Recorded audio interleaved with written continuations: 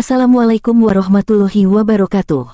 Sahabat Darul Ilmi, dalam sejarah kenabian, ada kisah yang mengguncang langit dan bumi. Kisah tentang seorang nabi yang dilempar ke dalam kobaran api oleh penguasa zalim. Tapi api itu tak mampu membakar. Simak kisah ini dari awal sampai akhir, dan jangan di-skip. Karena di dalam kisah ini, terdapat suatu kalimat doa yang juga mengguncang langit dan bumi.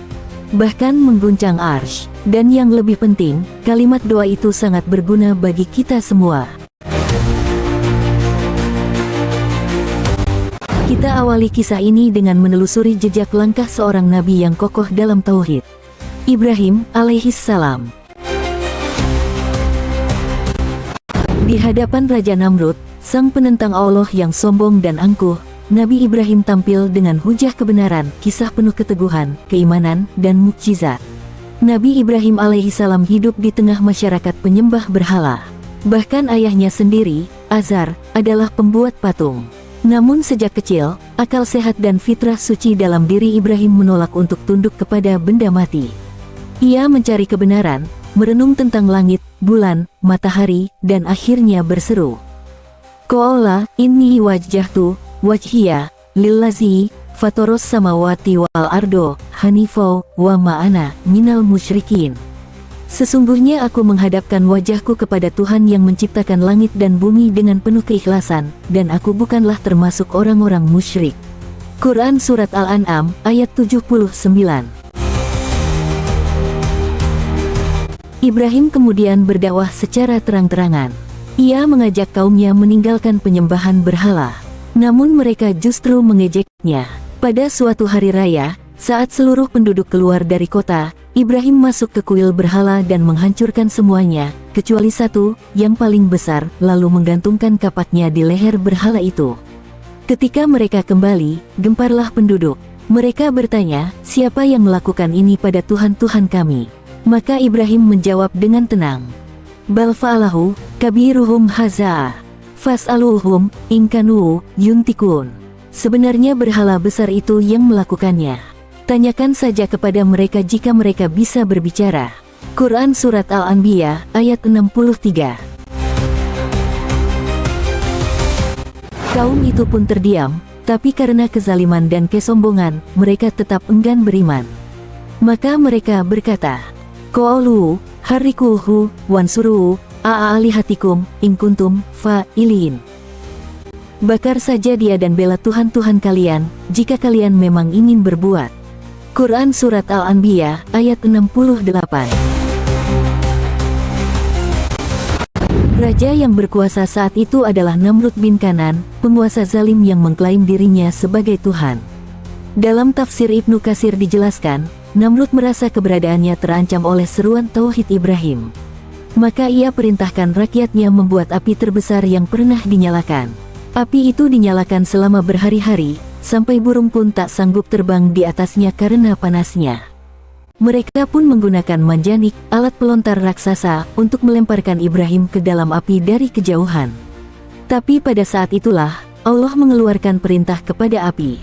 Qulna ya na'aru, kuni barda wassalama ala Ibrahim. Wahai api, jadilah engkau dingin dan keselamatan bagi Ibrahim. Quran Surat Al-Anbiya ayat 69. Maka api itu tidak membakar sedikit pun tubuhnya. Tidak rambut, tidak juga pakaian. Subhanallah, seolah yang dilemparkan adalah tauhid murni ke dalam rahmat Allah.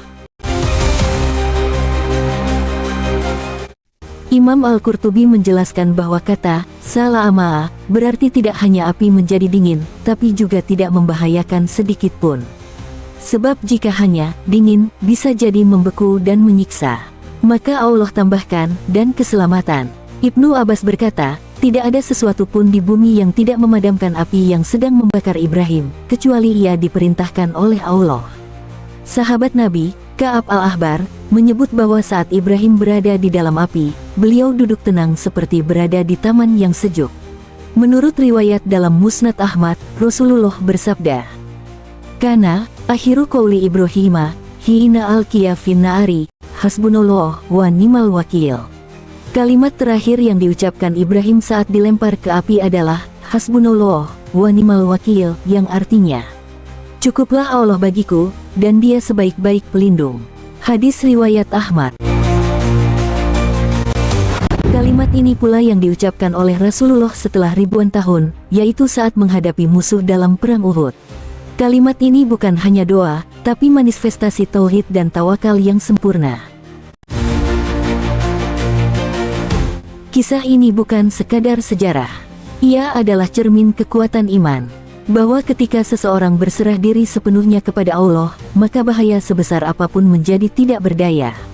Imam Ibnul Qayyim menuliskan, barang siapa yang menyerahkan urusannya kepada Allah dengan jujur dan ikhlas, maka Allah akan mencukupinya, bahkan dengan cara yang mustahil menurut manusia. Sahabat Darul Ilmi, dalam hidup kita, apakah kita pernah merasakan api? Api berupa ujian, cobaan, ancaman, bahkan fitnah. Yakinlah, jika hati kita seteguh Ibrahim, Allah pun akan berfirman kepada setiap api atau cobaan itu, wahai api, jadilah engkau dingin dan membawa keselamatan.